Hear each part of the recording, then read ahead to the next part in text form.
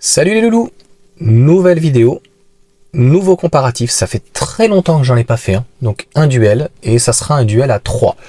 C'est une vidéo que j'aurais dû faire depuis pratiquement un mois, puisque le modèle Y est la référence, je l'ai depuis un peu plus de 8000 km, donc j'espère pouvoir en parler. Je fais pas partie de ces gens qui vont faire un bilan au bout de 1000 km ou 500 km, je n'en ai pas fait, mais je pense que je peux parler de ce véhicule, de 1. De 2, il y aura le BMW iX1, donc que j'ai pu essayer, je vous avais donné mon avis, avec ses points forts et ses points faibles, et de 3, donc BM positionnement premium, tout le monde est d'accord là-dessus, et MG positionnement donc low cost, c'est comme ça qu'il l'introduit. On est à peu près, mon discours n'est pas à peu près, c'est les véhicules sont à peu près à quelques centimètres près à la même hauteur, la même largeur, la même longueur. Il y a des différences très légères, il va y avoir des différences au niveau des volumes, il va y avoir des différences au niveau de l'autonomie, et donc on va parler de tout ça, et clairement, qui va gagner le match? Je vous donne un exemple, donc je vous ai déjà parlé notamment d'immobilier, un coup de cœur c'est assez rare, et clairement quand vous avez un client qui vient, eh ben il y a des points qui sont indispensables, et des points qui sont possiblement, voilà, qu'on peut soit négliger, soit qu'on peut améliorer par la suite. Je vous donne un exemple. Quand j'étais par exemple dans le sud, quelqu'un qui veut absolument une vue mer, vous n'allez pas lui vendre, peut-être que vous arrivez à lui vendre peut-être une très belle vue dégagée, peut-être, mais vous ne pourrez pas améliorer en fait la vue. Par contre, si la personne cherche une vue mer, mais qui cherche une maison de standing, c'est sûr que s'il cherche du plein pied et que c'est 2 niveaux, pareil c'est cuit. Mais s'il cherche une maison de standing, bon, si par rapport à son budget, le prix de la maison est moins élevé et qu'il peut rafraîchir derrière la maison, ça, c'est quelque chose qui peut être envisageable. C'est pareil avec une exposition. Quelqu'un qui veut un plein sud va lui vendre un plein nord. Tu vas voir, il va falloir qu'il y ait dans ces cas-là, pour qu'il fasse une concession aussi importante, il va falloir qu'il y ait d'autres arguments derrière. Et ben, c'est exactement la même chose avec ces 3 voitures. On va avoir pratiquement les mêmes prix, à quelque chose près, à peine même pas 10%. Sauf sur le iX1, mais je vais vous en parler bien sûr, puisque le leasing, vous le savez, est très attractif sur le iX1, donc encore une fois ça se joue finalement à très peu. Et puis on est parti donc en illustration, que je vous explique tout ça, et à mon sens, donc pareil, c'est toujours un petit peu, il y a une part de subjectivité, vous me direz ce que vous en pensez, si c'est juste ou pas juste. Allez, c'est parti. Alors premier point, nous aurons le look extérieur.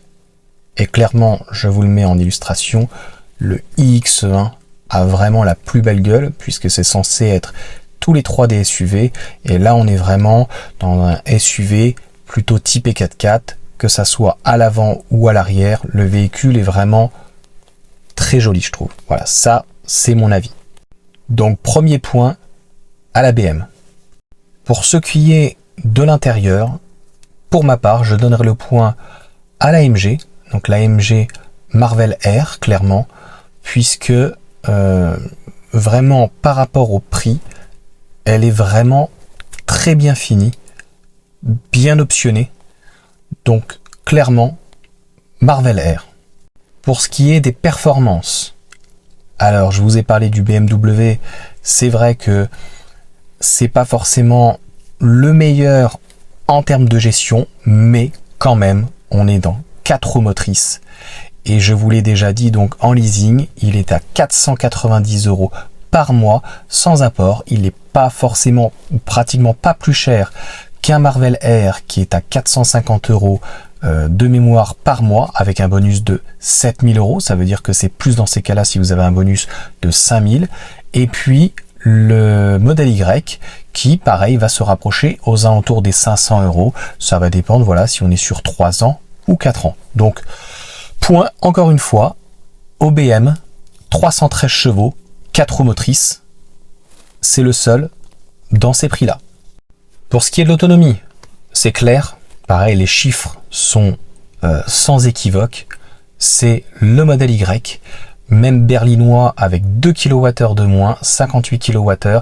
C'est celle qui a la plus petite batterie, en batterie en plus LFP, donc plus lourde, et c'est celle qui a la meilleure autonomie, qu'elle soit comment dire, WLTP ou finalement en réel. La consommation de ce véhicule est vraiment très bien profilée, de par notamment la partie à l'avant, au niveau donc du coefficient. En même temps, je parle à ça, je mettrai peut-être en incrustation à la fin ce que je disais depuis le début.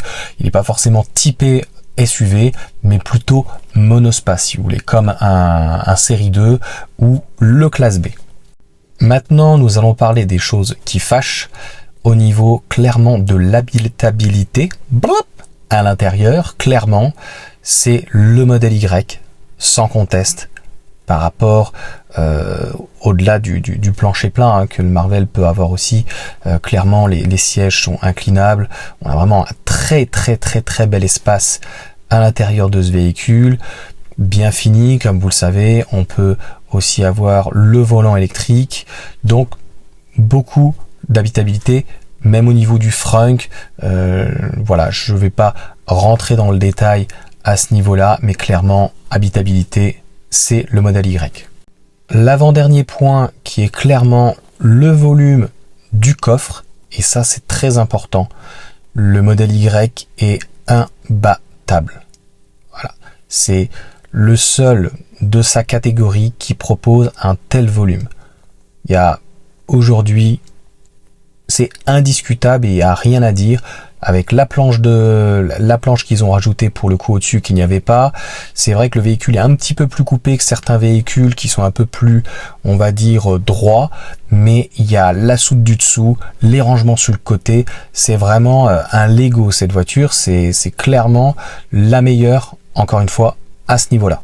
Et le dernier point, si on veut être le plus juste possible, on va dire, c'est MG, clairement, qui remporte la mise sur les options de série, puisque que ça soit le confort et surtout le luxury. Donc on a le 360, le V2L d'ailleurs qui est de base sur la confort, et aussi le toit panoramique qui est ouvrant. Donc clairement, en termes d'options, alors je parlerai même pas des radars par rapport au modèle Y, mais en termes d'options, par rapport au prix, c'est le Marvel Air qui gagne. Donc pour conclure, si j'ai bien fait mes calculs, c'est 3 points pour le modèle Y par rapport à son autonomie, son habitabilité et vraiment le coffre, qui est un gros plus. Nous avons tout juste derrière ex aequo, donc le BMW iX1 qui propose directement un 4 roues motrices avec donc 2 moteurs cumulant 313 chevaux et puis vraiment un super look direct ravageur. Et donc 2 points aussi pour le Marvel Air. Donc le Marvel Air, pareil, pour ses options, c'est vraiment un gros plus, je viens de vous le dire. Et puis à l'intérieur, la finition est vraiment soignée. Faut le reconnaître aussi, c'est vraiment un plus. On voit bien que MG a vraiment, ils ont une intention de vouloir vraiment plaire aux Européens, et ça c'est grâce au fait que on a encore la partie design, si on peut dire, qui est fait en Angleterre. Voilà pour cette vidéo, j'espère qu'elle vous aura plu. Moi ça me fait vraiment un très gros montage sur 10 minutes. Je ne pense pas avoir oublié certains points, on pourrait rentrer dans les détails de charge, de choses, voilà, pas plus importantes, mais vraiment d'autres détails. Mais je pense qu'il faut rester simple et concis. Et les gens qui vont acheter concrètement ce type de véhicule, voilà, vont regarder le nombre de kilomètres, qu'est-ce qu'on peut faire par rapport au prix, qu'est-ce qu'on a comme option. On voit bien qu'au final, le modèle Y, malgré et n'ayant pas de 360, de plus de radar actuellement, il se vend comme des petits pains, parce que clairement, c'est le meilleur rapport qualité-prix. Basta. Ils ont plié le game, il y a là-dessus rien à dire. Les faits, rien que les faits. Donc voilà. En tout cas, merci de m'avoir écouté. C'était, comme je vous ai dit, donc assez long. Et puis n'hésitez pas donc à mettre un petit commentaire si vous êtes d'accord avec moi. Et puis si vous n'êtes pas non plus d'accord avec moi, que vous trouvez que je suis trop pro Tesla, ben n'hésitez pas non plus à me le dire. Sur ce, ciao.